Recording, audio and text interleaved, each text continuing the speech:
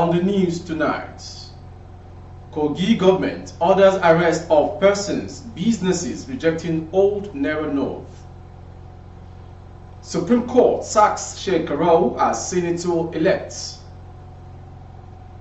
NBC vows to shut broadcast stations airing programs detrimental to the nation. FG ordered probes of Lagos train bus crash as Lasema fault driver. INEC poll postponement may affect commencement of 2023 census. And moving on, Kaduna Goba Makarfi raises alarm over plan to arrest 80 PDP members. To foreign story, Mali junta postpones constitutional referendum. And on sport, Flying Eagles trash Tunisia 4-0 to claim third place position. You are watching the world news coming from BGI TV, Baba Bagede Imo TV, and on this channel, BGI TV Current, on our social media handle for YouTube. The handle is BGI TV Current. My name is Morire Rebila Lawal. The Kogi State government on Friday ordered the arrest and prosecution of individuals and businesses rejecting the old Naira note. A statement by Commissioner for Information, Kingsley Fanwo, congratulated Nigerians on the historic ruling of the Supreme Court. The Apex Court last week ruled that both old Naira notes and new Naira note remain legal tender, but the old Naira note remained legal tender until December 31st, 2023. Fanwo explained that the Yaya Bello administration joined other states to pursue the case to seize and ease the hardship occasioned by the unavailability of the cash. He said it was unacceptable that some persons and businesses continue to reject the old notes even after the court validated their use. Rejecting the old Naira note is a clear disobedience of the Supreme Court ruling, the commissioner stressed. Moving on to the next story. The Supreme Court on Friday sacked Senator Ibrahim Shekarau as the candidate of the new Nigerian People's Party and recognized Senator Rufa'I Hanga as the party's candidate for the 2023 general elections. The Punch report that Shekarau was declared the winner of the 2023 Kano Central Senatorial District election under NNPP. Shekarau, a sitting senator, was in the NNPP, and was nominated for the senatorial position under its platform. However, before the elections, he announced his defection from the party to abandon his senatorial ambition to join PDP. But the Independent National Electoral Commission later insisted that it is still recognized as the legitimate NNPP candidate, even though the party replaced him with Hanga. Shekarau, who is going to the Red Chamber for the second time, was declared by the returning officer of the senatorial district, Professor Tijani Dama. According to INEC, Shekarau polled 465,787 votes to defeat All Progressive Congress, Alhaji Abdul Karim Zawra, who polled 168,677 votes. However, the Supreme Court on Friday affirmed the nomination of Hanga as the NNPP's authentic candidate.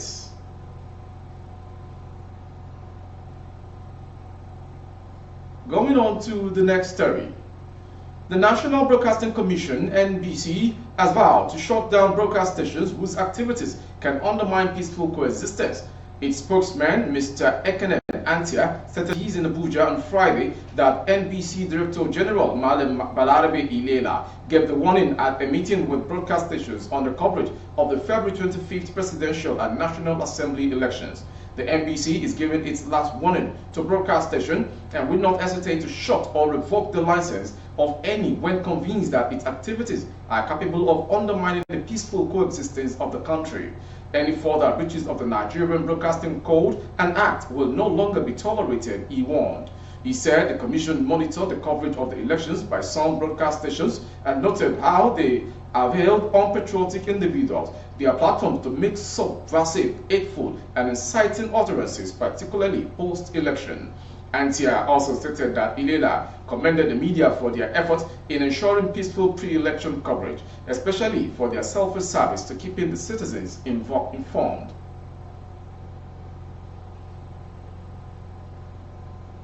Going on to the next story.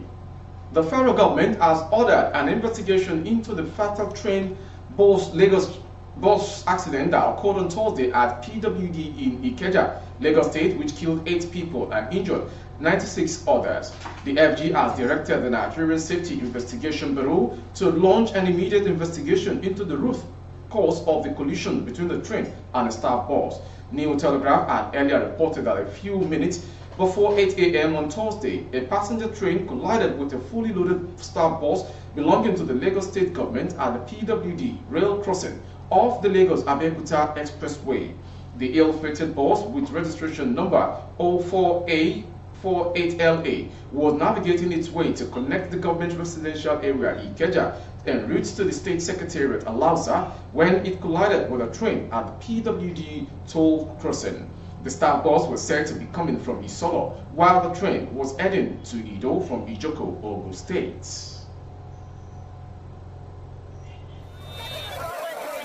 An active scene of the deadly accident of Thursday morning. A train traveling on the narrow gauge on this corridor rammed into the staff bus of the Lagos State government, leaving 6 people dead. Many others were injured. Officials cleared the scene, moving the damaged bus off the rail track.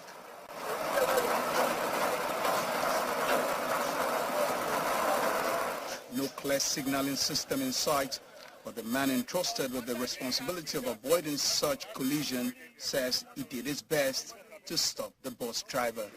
Before train reach this market, we must make sure that we stop all the trains. Yeah. But this one is just confidently. Yeah. It just Means came out of that you want to overtake. That is So that means other people don't stop.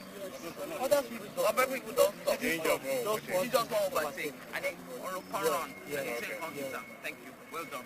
Eyewitnesses also corroborate his account.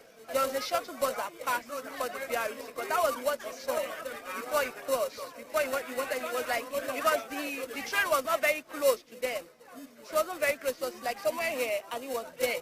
So he felt maybe he could maneuver before the train could come close. I saw the train and the bus. So a lot of people is inside the bus. There's no people to rescue them out. So instantly I saw all those things. So I feel pain. So I rushed inside the bus. So I started packing people and rescuing them inside the bus outside. The governorship candidate of the People's Democratic Party visits the scene to sympathize with the victim. For us, I think that it's about time we begin to have a barrier whenever the train is coming, a barrier that would ensure that you don't even have access to cross. In about 2-3 kilometers to that time, put a stop to every vehicular movement around it. The scene is still busy amid the usual vehicular traffic on that corridor.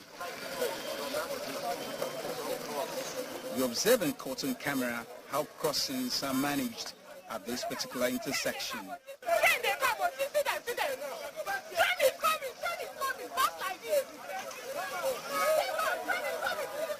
As emergency management officials clear the scene here in the Ikeja area of Lagos, more questions are being asked on the issue of safety. Welcome back. The commencement of the 2023 National Housing and Population Census, earlier slated for March 29th, is likely to be affected by the postponement of the governorship and state assembly elections. This is according to the chairman of the National Population Commission, Mr. Nasir Kwara, who was speaking at a meeting with a resident representative of the United Nations Population Fund in Abuja. The state elections, which were earlier scheduled to hold on March 11th, have now been scheduled for March 18 by the Independent National Electoral Commission, INEC. Although no specific date is fixed for the commencement of the exercise, Mr. Kwara told reporters that he will consult President Muhammadu Buhari for a suitable date for the national census. On our path, the resident representative of the United Nations Population Fund, Ms. Ula Mula, pledged the support of UNFPA in ensuring the success of the exercise in Nigeria, while reiterating the significance of the exercise to the attainment of the Sustainable Development Goal. Mula explained that the conduct of post-enumeration survey will also give credibility to the census. In support of the post-enumeration survey, The UNFPA represented 16 high-capacity computers for the conduct of the post-enumeration survey. Going on to Kaduna State.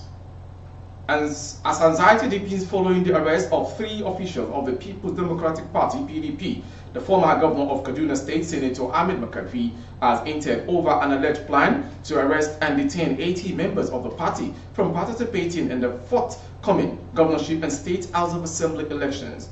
Makarfi dropped this hint on Thursday at the heels of the arrest of 3 top PDP members in the state by security operatives over alleged inciting statements earlier in the week. Makarfi, who is the former chairman of the PDP National Caretaker Committee, in an interview in Kaduna on Thursday, further alleged that PDP is in possession of the list of those penciled down for the arrest before the governorship and state, House of Assembly elections scheduled for March 18, 2023. The former governor said those penciled down for arrest were drawn from Kudan, Hanga, Igabi, Lere, Kachia, Jaba, and Kaduna North local government area of the state, which are believed to be PDP strongholds. And to foreign story, Mali's ruling junta will postpone a constitutional referendum but maintain a previously agreed timeline to return to civil rule, a government spokesperson said in a statement read to press on Friday. The transitional government informs national and international opinion that the date of the referendum scheduled for March 19, 2023 will be slightly postponed, Abdullahi Mega said. The referendum is a milestone on the road to elections promised for February 2024. The junta said it would first install subdivisions of the election management body in all regions of the country. It is also said it was wanted to familiarize the public with the constitutional draft before holding the vote. And ending the world news this hour is a smile from the sport angle as the Flying Eagles of Nigeria defeated Tunisia 4-0. The Flying Eagles of Nigeria hammered Tunisia 4-0 to finish third at this year's CAF Under-20 Africa Cup of Nations in Egypt. The last time the Flying Eagles finished third at the Under-20 AFCON was in 2013. A brace from Jude Sunday and a goal each from Ibrahim Mohammed and Ahmed Abdullahi earned the Flying Eagles their biggest win in the tournament. Mohammed broke the deadlock in the 9th minute after balled in captain Daniel Bamey's cross. Abdullahi went close to doubling the lead in the 20th minute, but saw his low shots well saved. Tunisia had the ball in the back of the net only for it was to be disallowed for offside. The Flying Eagles got the second half off to a perfect start as Abdullahi got the second goal on 46th minute. Abdullahi robbed a Tunisian off the ball, raced towards goal before shooting past the goalkeeper. Just 3 minutes after Abdullahi's goal, Sunday added a third with a brilliant solo dribble into the Tunisian box before volleying into the net. With 8 minutes left, Olamilekan Adams ran on to a through pass only to hit his shot in the side netting. Tunisia almost pulled the goal back with 5 minutes left to play, only for Chijoke Anyagaso to deny them with a superb save. And in the 90th minute, Sunday wrapped things up for the Flying Eagles to making it 4-0 after cutting inside from the left before volleying into the roof of the net. Meanwhile, final will be contested between Senegal and Gambia on Saturday, 11th March. Before we call it a wrap, some headlines, I beg your pardon. Kogi government orders arrest of persons, businesses rejecting old Naira notes. Supreme Court sacks Shekarau as senator-elect. NBC vows to shut broadcast station airing programs detrimental to the coexistence of the country.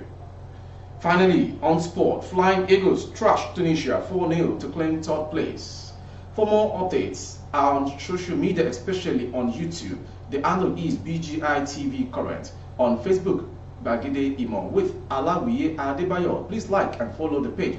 On Instagram, Bagide _22, and for advert placement of your goods and services, coverage of events and functions, please dial the phone number streaming on the screen for advert placements only. I am Morire Rabila Lawal. Good evening. Oh, na, na, na. If you want to know what's going on in city, or you want to listen to the latest news and gist, no stress, oh, just into BGI TV. BGI TV. You're one in a million.